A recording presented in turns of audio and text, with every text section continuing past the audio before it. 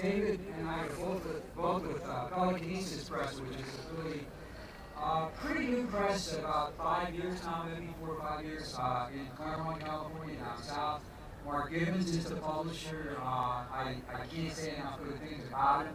He's just a marvelous person in every way, and he's building up a really good catalog. I think now he's what I would say maybe 12, 13 titles, something like that. At least.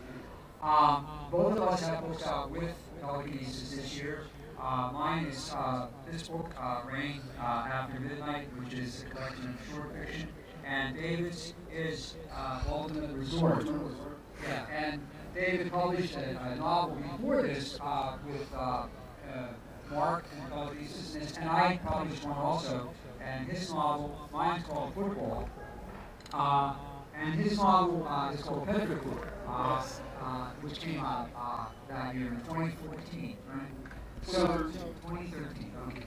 So David, I think is going to read first. I think that's what we. Yes.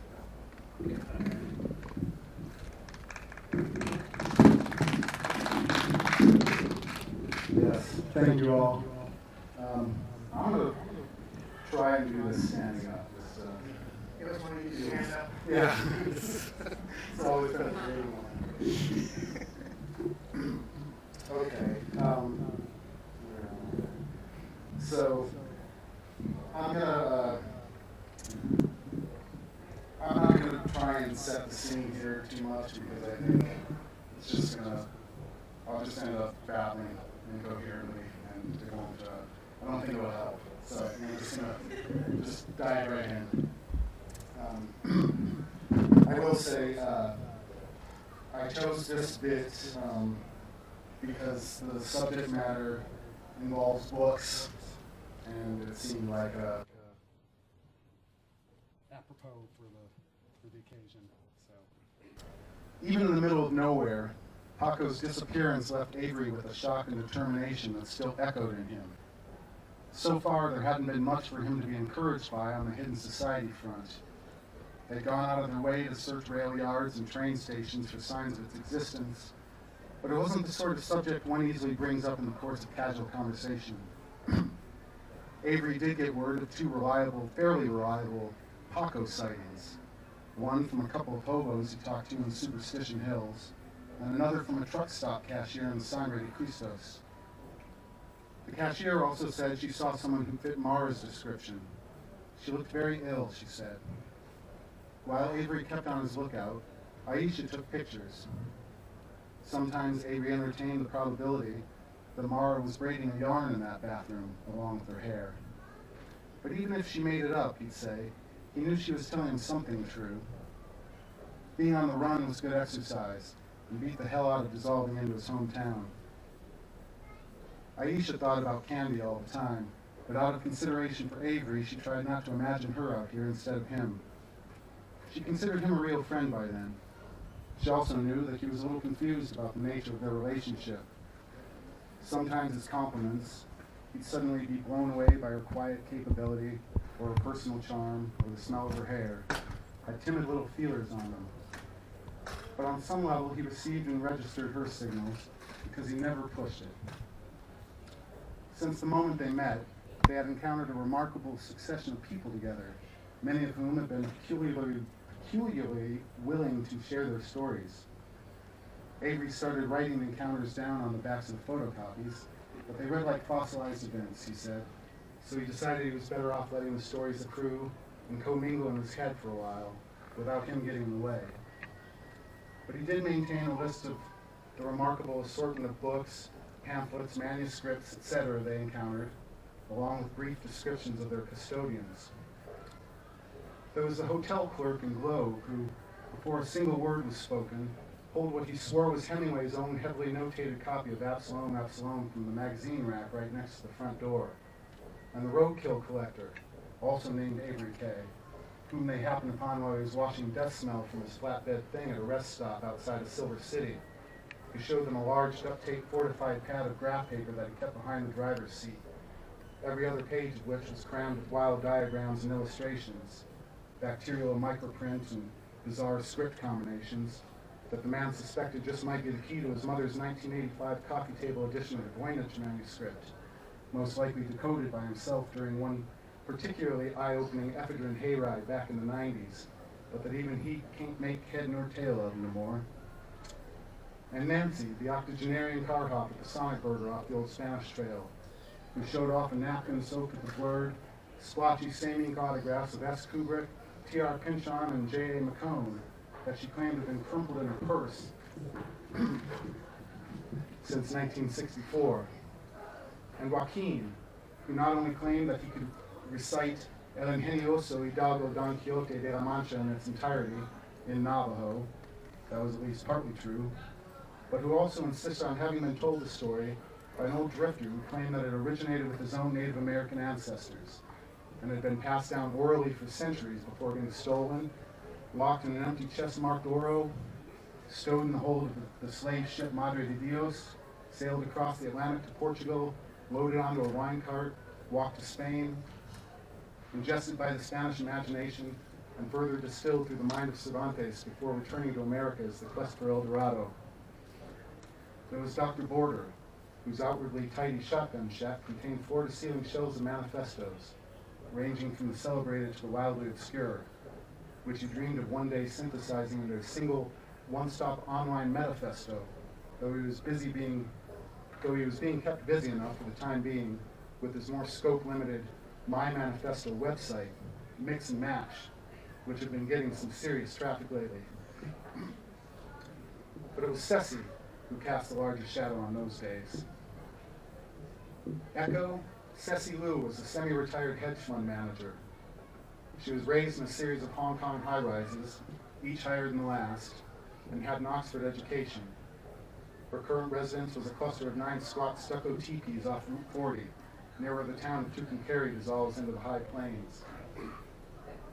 Avery and Aisha arrived in Tucumcari just before dusk, on a charter bus of sketchy Mormons headed for the Texas Riviera, and in the alleged aftermath of a shootout between the Justice of the Peace and a local dipsomaniac. According to the officer who met them all there at the gas/bus station, the ruckus had just took place not 15 minutes before they arrived, and right just about where they were standing. The officer, who evidently preferred apprehensive strangers to apprehending locals, kidded them not about the odious miscreant at large like he was telling a ghost story. After a short walking tour of Tucumcari's yard dogs and biker bars, they headed east and reached Ceci's well after dark. The ex-postmaster in Jicarillo had told them that he'd email ahead on their behalf, but they had no way of knowing whether he followed through on his promise or not.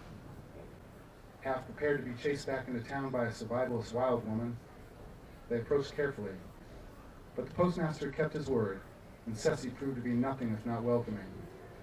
She'd even prepared a special spread of medicinal teas and finger foods for their arrival. She made quite a first impression. Though she was only in her early 50s, and otherwise quite young-looking, her exquisitely bobbed hair was completely, shockingly white. Her outfit, of which she has many, she said, all identical, consisted of a snow-white cotton waffle robe worn high-cinched like a kimono, and white hotel slippers. "I am so pleased to see you," she greeted them, like they were old friends. "I have prepared a nice room for you." She looked at Aisha. 2 rooms. The teepees were originally built as a Route 66 courtyard motel, she explained, as she showed them to their quarters, but their layout held exquisite feng shui. She gave them some time and space to relax, while she set the teas and edibles on a small table beneath the small wisteria arbor. A few minutes later, while Aisha and Avery washed up at the outdoor sink, Ceci disappeared into another teepee. She emerged a couple minutes later with a large hide-bound book in her hands. "It was the illustrations that first drew me to your volume," she explained through a bite of khaki-colored Madeleine, after carefully placing the book on the table. "Such depth for a child's hand. After hearing your story, I understand just that little bit more. Thank you so much." Avery pointed at the book. The cover was old and blank, The title had been worn away long ago. May I see it? Yes, of course. Holding the cover with her fingertips, Ceci balanced the book on its spine. She spread her fingers and it flopped more or less to the middle. Only you mustn't touch it. Why? Is it fragile? Oh. Avery frowned.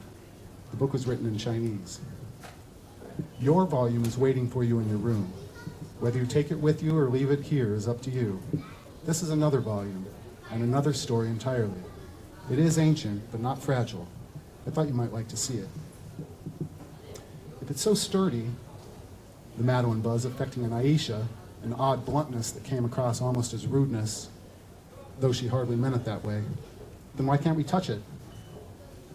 This is a handwritten copy of Fu Zhe Ren. It predates the first official printing by several years, and is likely the only copy to contain chapter 53. So there's a legend referred to in the preface of the 1675 printing. According to the legend, the book's original author, who remains to this day anonymous, presented a copy of his work to a rich and powerful man who had murdered the author's father many years earlier. Just as the story unfolding from the book's pages gradually exposed its reader as a murderer, the author had also added to each leaf a bit of a kind of poison that accumulates in the nervous system. So by the time the rich and powerful man finished the damning novel, he was on his own deathbed. Wow. And you think this is that book? Ceci ran a long finger through her hair. I've read chapter 53.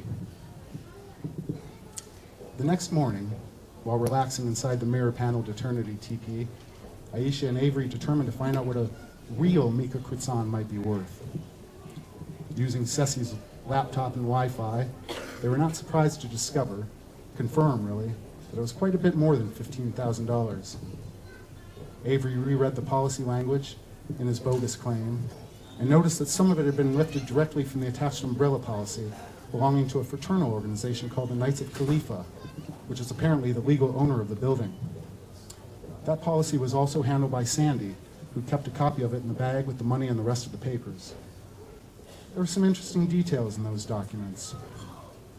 The Knights of Khalifa had a valuable items policy attached to blanket coverage. There was a long list of items on that policy, from old ceremonial objects, like ebony thrones and gold candelabra, to decidedly non-ceremonial objects, like a 1966 Shelby Cobra and a matching set of Mark Rothko paintings. Avery had sure never seen objects like those anywhere near the building. He also discovered that he was not ever supposed to even be living there. There was a clause in the policy stipulating that the building was not to be used as a rental property. There was an exception made for the building manager, Kyle Bland. That must be Kyle, the tweaker who Avery had assumed was the cause of the fire. He must have been running his own landlord business on the sly.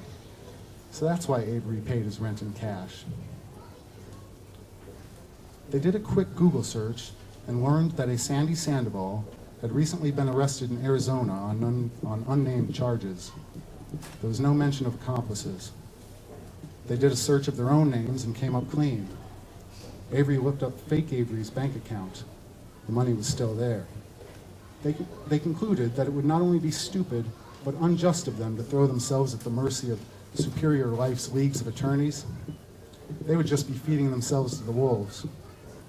Playing wronged innocence would only be adding insult to inevitable injury. That's when they decided to blow the whole situation sky high. I'll stop there. Thank you.